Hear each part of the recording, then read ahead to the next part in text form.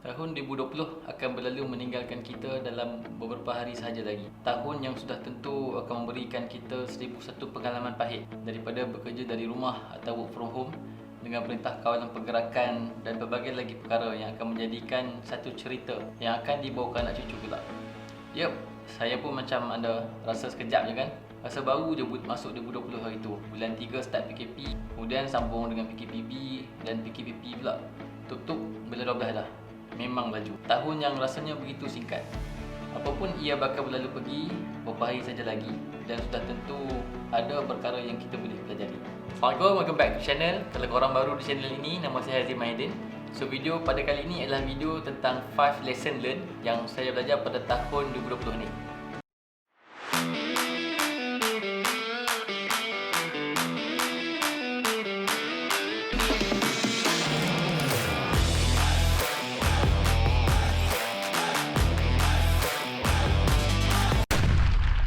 Basically ada 5 main point yang akan saya share pada video kali ini. So untuk menjaga masa korang boleh skip ikut timestamp yang ada kat bahagian tepi ni. So korang boleh pergilah dekat tajuk mana yang korang rasa korang interest untuk tengok atau untuk dengar.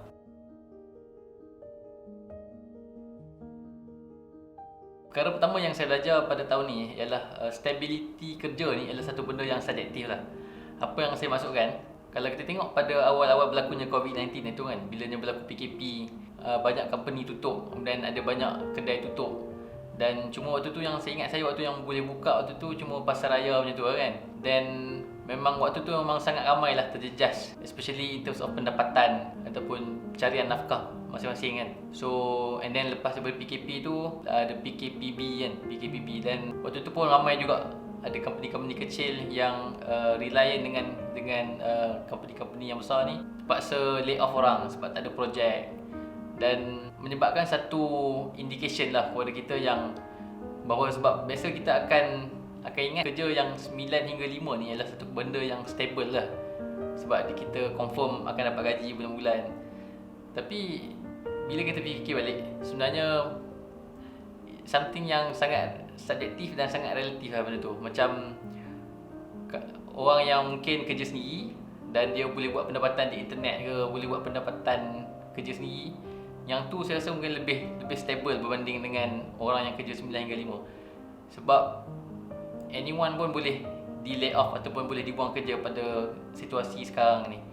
So what I learn from this situation is kita kena sentiasa bersyukur dengan apa yang kita ada, dan kita kena rasa blessed dengan apa yang kita ada lah. So it's a wake up call untuk saya rasa bersyukur dan rasa blessed dengan apa yang saya ada, dan start do the best lah dengan kerja yang kita ada, so that kita boleh contribute something to our work dan to our community lah.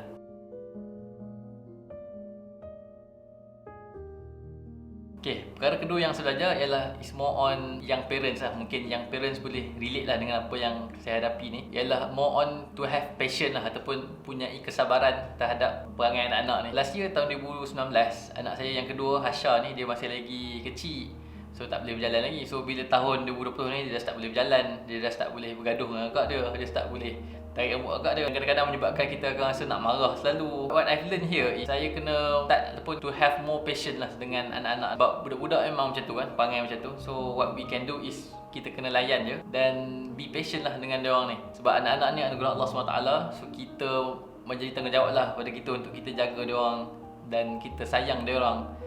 I think what I've learned is bila ada 2 orang anak ni, memang kesusahan dia bertambah. Dia menjadi satu cabaran lah kepada kita untuk kita patient terhadap dia orang and teruslah mendidik anak-anak ni supaya menjadi anak-anak yang soleh dan solehah lah.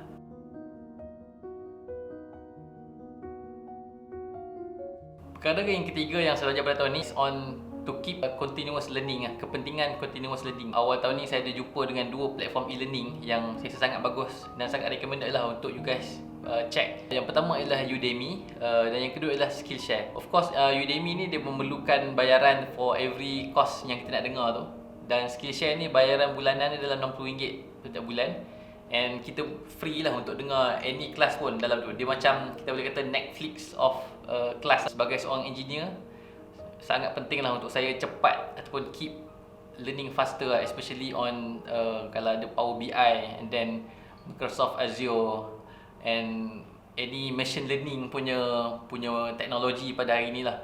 And of course bila nak belajar benda-benda ni, kita kena equip ourselves dengan coding punya knowledge lah. So what I've done for myself, saya dah start untuk integrate dalam jadual hidup saya ni programming punya language, punya learning punya schedule lah, especially on HTML and then Python lah, so that saya boleh equip diri saya ni untuk dengan teknologi punya acceleration ni lah yang sekarang ni.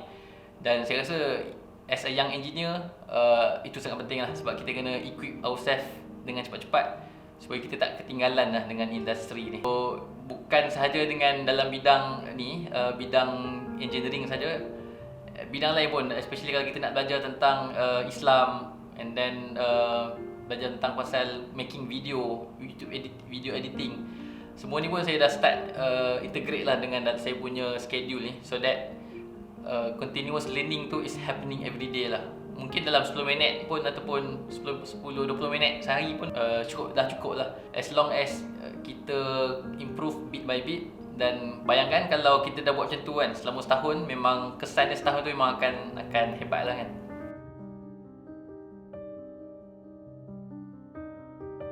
Poin yang keempat ialah time is in our control. Masa ni ialah kita punya decision lah apa yang kita nak buat. So for almost dekat 2 years ataupun 3 years lah, bila anak first saya tu, Humaira tu, banyak lah saya bagi alasan yang kita tak sempat lah, tak dan lah nak buat ni, tak dan nak buat ni. So especially on the YouTube punya channel ni kan, saya punya harapan ataupun saya punya plan dah lama dah nak buat, tapi keep on bertangguh sebab rasa macam tak dan lah nak buat benda ni, mana dan nak buat ni. Tapi what I've learned sebenarnya, masa tu something yang kita yang decide apa yang kita nak buat, kita yang kena make time for it. What I've learned here is that kita yang decide masa kita. So kita kena cari space ataupun cari time dalam kehidupan seharian kita, walaupun kita busy ke dengan kerja kita, as long as 10 minit ke 20 minit, curi masa sedikit untuk kita buatlah apa yang kita plan nak buat dalam kehidupan kita.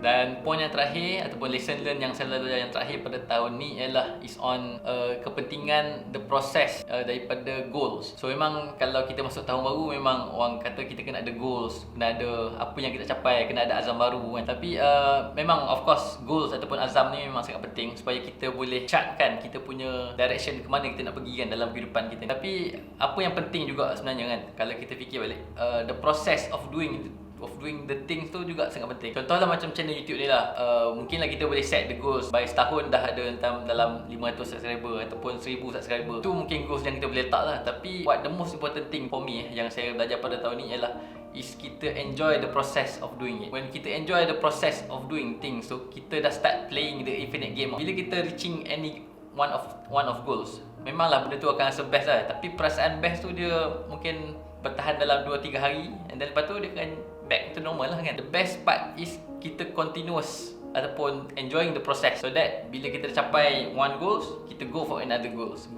So kita keep doing things and kita enjoy lah the process. We are playing with the infinite games, macam Simon Sinek kata kan, so that kita boleh jadi orang yang berjaya lah dalam kehidupan di dunia dan di akhirat ni, of course. So I think that's all sharing saya pada kali ni. Itu merupakan 5 lesson learn yang saya belajar pada tahun 2020 ni. So apa you guys ataupun apa korang belajar pada tahun ni, so korang boleh post dekat komen di bawah ni. Let's hope that we can come back stronger lah for 2021.